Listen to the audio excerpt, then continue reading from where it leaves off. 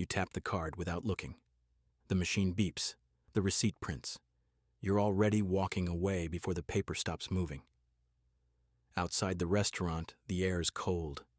Your friends are laughing about something behind you. You push through the door and pull your jacket tighter, and you don't think about the card. You don't think about what you just added to it. You don't think about the number sitting behind it. You used to think about the number. You don't anymore. That's the first thing that goes, not the money.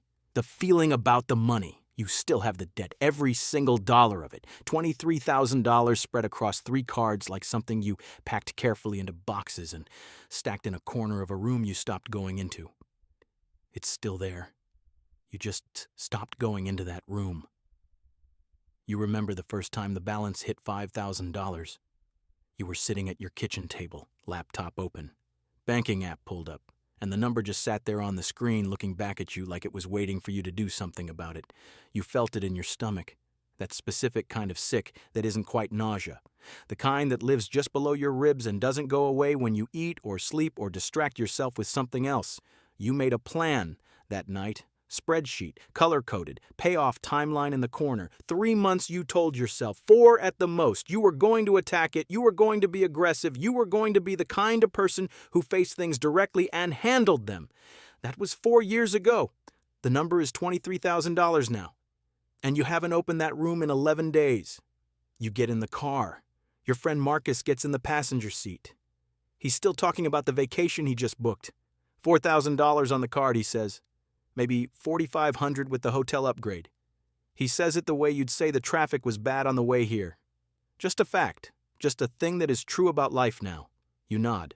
You don't flinch.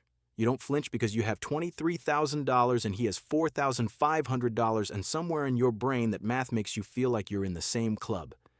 Like this is just what adults carry around. Like everyone is walking through their life with a number in a room they don't go into anymore. And maybe they are. That's the thought that makes the room feel smaller. That's the thought that makes the door easier to keep closed. You drop Marcus off. You drive home alone. At the gas station, you tap the card. At the drive-thru, you tap the card. At home, you open your phone and see a notification about a sale. You click through. You add something to the cart. You check out. Tap the card. You don't run a total on the day. You used to do that. Every night without fail, you'd open the app and look at what moved. It made you feel like you were paying attention even when the number kept going up. At least you were watching it. You stopped watching it sometime last year. You're not sure exactly when. You just remember realizing one day that you hadn't checked in a while and deciding it was probably fine. And never really starting again? Fine. That word. This is the debt acceptance cycle, and it doesn't announce itself. It doesn't arrive with a warning or a moment of decision. You don't choose it. You don't sit down one evening and conclude that $23,000 in credit card debt is just how your life is going to be now.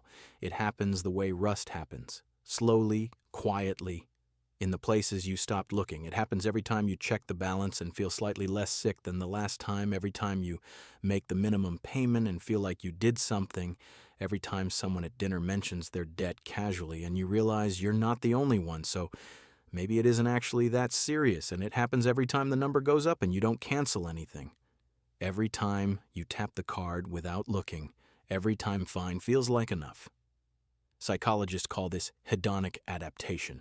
Your brain is built to normalize things, good things, bad things, all things equally. The new apartment that felt like everything in month 1 feels like just where you live by month 6. The raise that changed your life in January feels like just your salary by April. And the debt that felt catastrophic at $5,000 feels normal at $23,000. Your brain did exactly what it was designed to do. It adapted. It stopped, sounding the alarm because alarms are exhausting and your brain is efficient. It decided this is just the baseline now. This is just what life costs. The alarm went quiet, and quiet felt like fine. But here is what the cycle is actually doing while the alarm is quiet.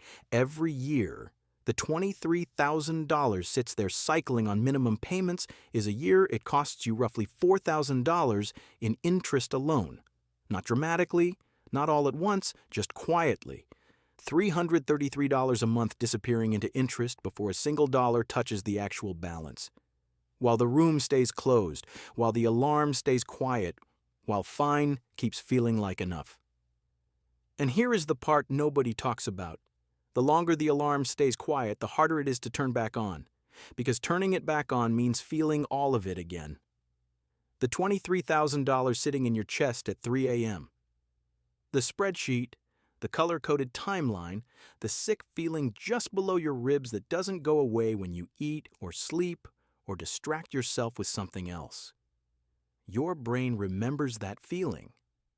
And your brain is very good at protecting you from things it remembers as painful. So it keeps the room closed, it keeps the alarm quiet, it keeps handing you the word fine like it means something. Breaking the cycle doesn't look like a crisis. It doesn't look like rock bottom or a collections call or a moment of dramatic clarity. It looks like a Tuesday. It looks like opening the app on a Tuesday evening for no particular reason. Not because something went wrong. Just because some part of you remembered that you used to pay attention and decided to pay attention again, you look at the number, $23,000. You let yourself feel it this time, not the adapted version, not the fine version, the real version, the one that lived just below your ribs 4 years ago when it was $5,000. You sit with it for a few minutes, then you open a new tab. You look up the interest rate on each card. You calculate what happens if you pay $500 more than the minimum on the highest rate card every single month. You run the numbers. The debt disappears in 4 years instead of 22. You save $18,000 in interest, not because anything dramatic changed, not because you earned more or got lucky or had a crisis that forced your hand, because you opened the room on a Tuesday and decided that quiet is not the same as fine. You open your banking app. The number is still $23,000, but this time you don't close the app. You look at it for a long time, and for the first time in 11 days, it feels like something again. That feeling is not comfortable, but comfortable was never going to get you out.